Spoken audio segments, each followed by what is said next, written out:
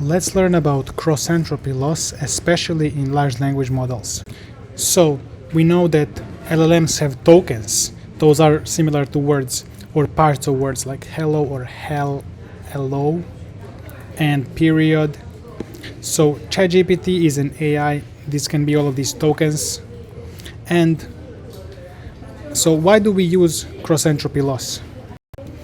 Let's say we are trying to predict the next token, and we're trying to predict the word is. So let's say is the correct next token, but after the word ChatGPT, there can be many possible tokens. For example, all of these possible tokens like is a, the, hello, AI. And all of these tokens are gonna get some probability. And given that is makes most sense, ChatGPT is.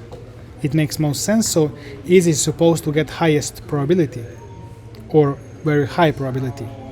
For example, ChatGPT, the ChatGPT AI, ChatGPT hello. So all of them have different probability to be the next token. And this is this example. So cross-entropy loss is going to look at the correct word. For example, let's say correct word is.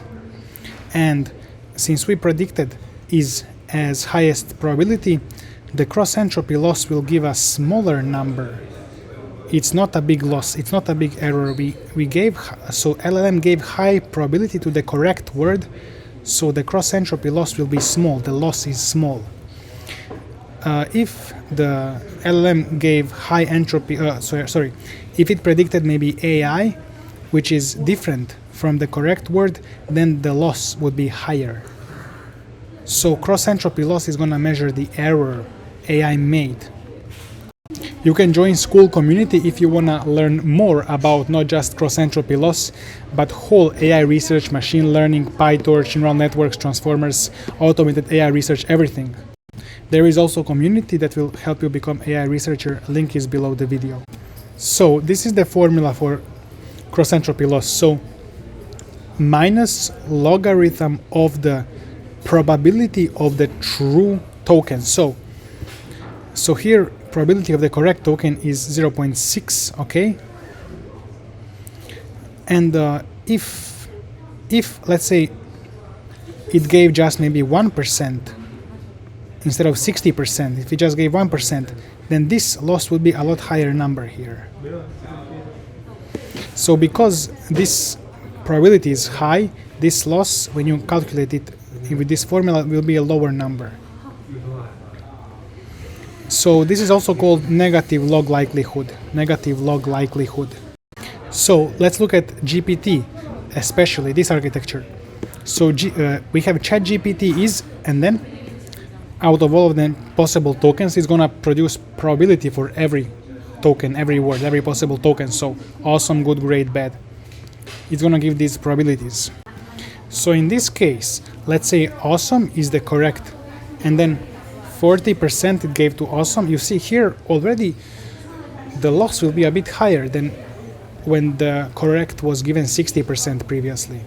So now this loss is higher. Here I can show you some examples. If the probability is 90%, it's gonna give a very small loss. If it's 60, a bit bigger, 0.5.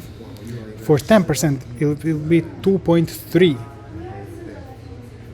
0.02% is going to be 3.9. This is huge.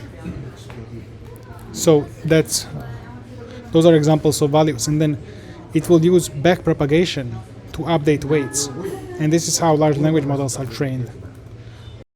So you may join our Skool, and there are a lot more lessons on cross-entropy, on everything here, AI research, PyTorch, neural networks, everything, transformers, and the community where I'm actively here posting, answering. So you can write your papers, you can become an AI researcher. We're gonna teach you everything. So link below the video and see you in there.